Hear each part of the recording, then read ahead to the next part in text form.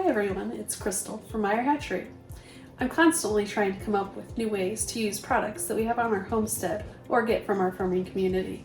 Of course, we have chickens, so I was trying to create new ways to use the eggs that we get from our chickens. I also make our own soap and other skincare products, so I thought, can I make a soap with eggs in it? The answer is yes. Eggs add a rich, thick lather to the soap. While I was on this new recipe search, I also wanted to incorporate more products and make what I call a farmhouse soap. In this recipe, I will also use cow's milk and lard to create my bar. In using cow's milk, it adds an extra layer of creaminess to the bubbles, and lard gives firmness to the bar and helps to stabilize the lather. Now, I've been making my own soap using the cold process soap making method for about 12 years. If you are newly interested in soap making, you'll want to start with a basic cold process soap recipe to get started. The techniques that I'm going to use are more advanced and not something that you'll want to start with for your first go round. So let's get started. I've measured out my ingredients as you'll see behind me. I have soybean oil, olive oil, shea butter, lard, coconut oil, fragrance oil, my milk and lye mixture, and of course, 1 egg. I'm going to add the egg to the room temperature liquid oils in a similar fashion to how you would make a custard. You want to incorporate that egg slowly so that it blends but doesn't cook. You don't want scrambled eggs in your soap. In the same manner, you don't want to scorch your milk. So I've taken my milk and I've measured it out and then frozen it so that it's ice cubes prior to adding the lye. The lye, and when it hits liquid, it becomes very hot very quickly. So I don't want to burn that milk. So that's why I'm using the frozen milk, and I'm adding it just a little bit at a time and stirring it and mixing it. And then also I've placed my milk and lye mixture into a bowl of ice to help keep it cool.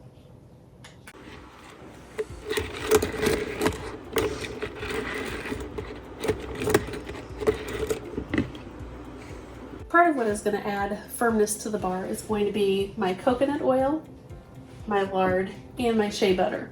Now, since I'm starting with these solid butters and oils, I need to get them in a liquid manner so that I can blend everything together.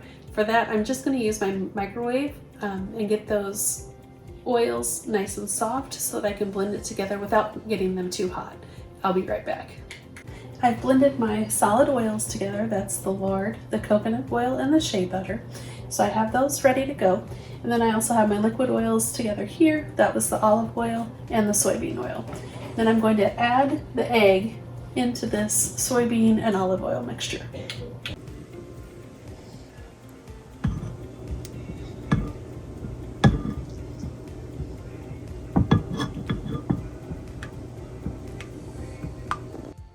Okay, I've changed my angle just a little bit because I want you to be able to see the process that happens whenever you blend the oils along with the lye mixture. It's a really cool process, so I wanted to be able to make sure that you could see it. I'm going to start by putting both of my oil cups into my mixing pot.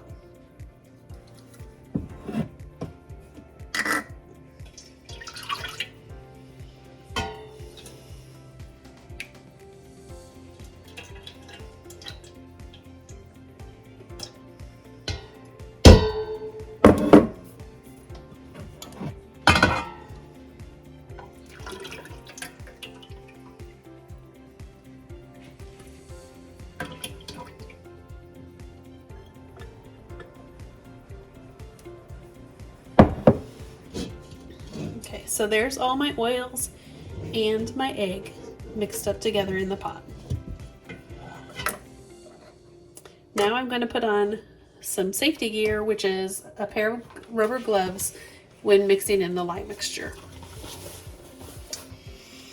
Okay, now we are ready to mix our lye mixture in with our oils, and this is going to be what creates the actual soap. It's the name of the chemical process is saponification, and that's where the oils and the lye mixture react and create the soap.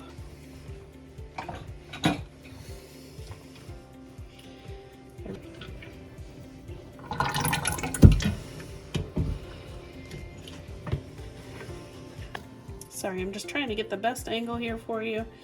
And as you can see, the chemical process is starting to happen. It's that bottom part that's, when I swirl it, it looks white. That is the chemical reaction that's taking place. So I'm going to stir this for a little bit just to see how it behaves. When you're making soap, you want it to come through different, what they call trace processes, and it's just a different consistency of the soap batter, and each one has its own purpose. So it's starting to come together a little bit more.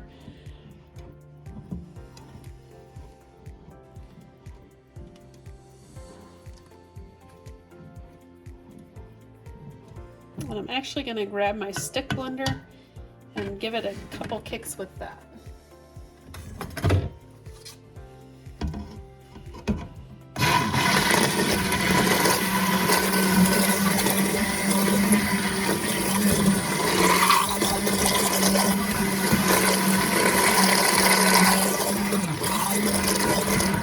So you can see it's really starting to blend together and create that different consistency.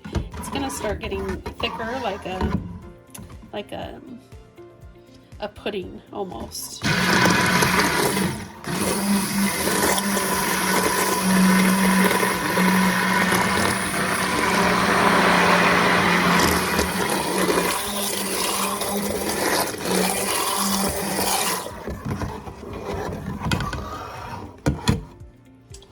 Okay, and I do want to add a fragrance oil, so I have just a nice gentle fragrance oil that I'm going to add in here.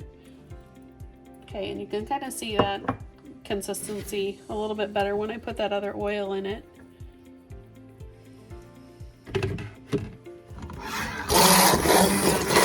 Keep blending.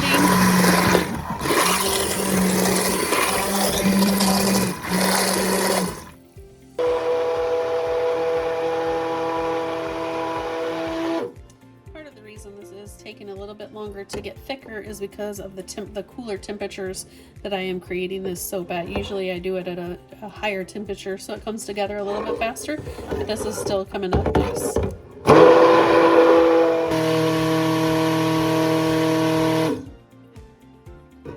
My soap mix is starting to come together a little bit more, but it's still not where I want it to be to pour it into my mold.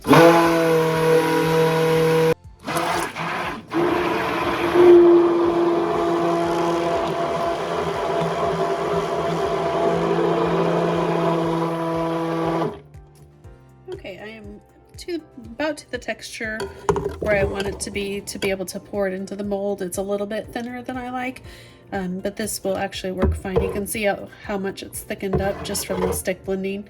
So I'm going to pause for a minute, grab my mold, and be right back. Okay, so I have my molds ready to go. This is one of my acrylic soap making molds. Really, to make soap, you can use anything that you'd like for a mold. I just recommend that you line it with freezer paper or something of that sort so that it's a little easier to unmold whenever it's time. Okay, so my soap batter did actually thicken up a little bit more, and I'm just going to pour it into my mold. This is going to be a thinner soap, which is fine. Not quite as tall as what I would normally like, but all right. So I'm just going to scrape all this batter in. The important part here when working with the raw soap batter, it does have lye in it, and lye can cause some serious issues with burns and such. That's why you have to be very careful with it when you're working with it in the raw state. But whenever you let the soap cure and that lye processes out, then that is what completes the saponification process, makes your bars of soap nice and hard, and the lye is no longer in the soap in a dangerous manner.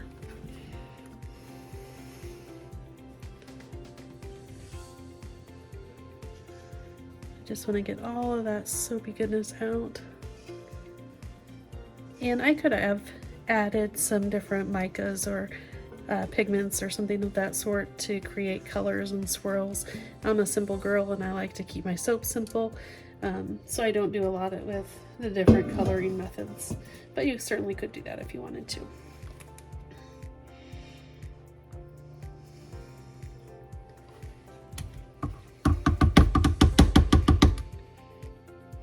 Okay, so there you have it. That is soap batter. It's going to cure for at least 24 hours, possibly a little bit longer since it's looser when I poured it in the mold. And then after it sets for that long and gets nice and solid, then I can cut it with my wire cutter, which I'll show you in just a bit. And then after that process, it has to sit and cure for 6 to 8 weeks to get nice and hard so that it doesn't just dissolve in your shower or bath whenever you're using it. So that's it. That is my egg soap recipe, making a farmhouse soap using those products on the homestead that you may have. We'll talk to you soon. Hey everyone, it's Crystal with Meyer Hatchery again. I am back. It is 24 hours later and we are ready to unmold our farmhouse soap. So I've already loosened the tape from the mold.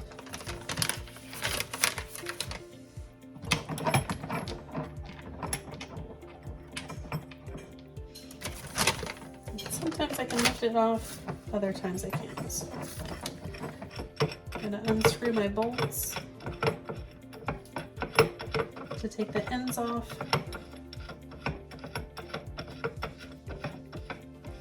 And I'll be right back after I get that all unscrewed. Okay, I have the soap out of the mold and it's separated from the freezer paper. So now I will just set the bars, and they'll be small bars because of the volume of soap that I did with just being a test batch. I didn't want to make a full batch like I normally would. So they'll be smaller bars, but that's okay. They'll be great for testing with family and friends. So I've got my cutter, and this will make 1-inch bars for me. And I will just let those wires slide through.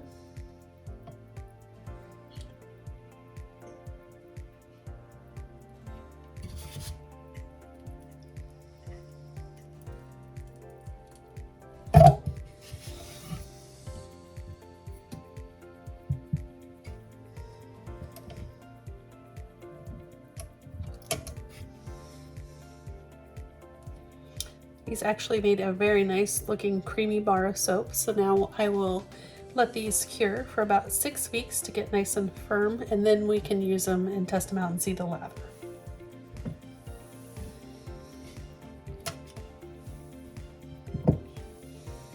The color is really nice. It's a nice creamy color and it feels like it'll be really nice on the skin.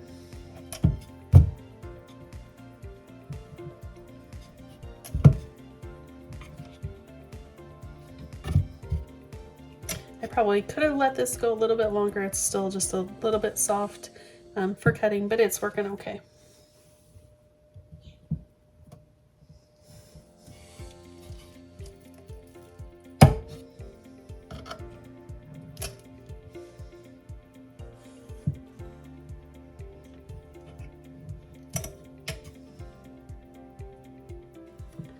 And there we have it, farmhouse soap made with eggs, lard, and cow's milk.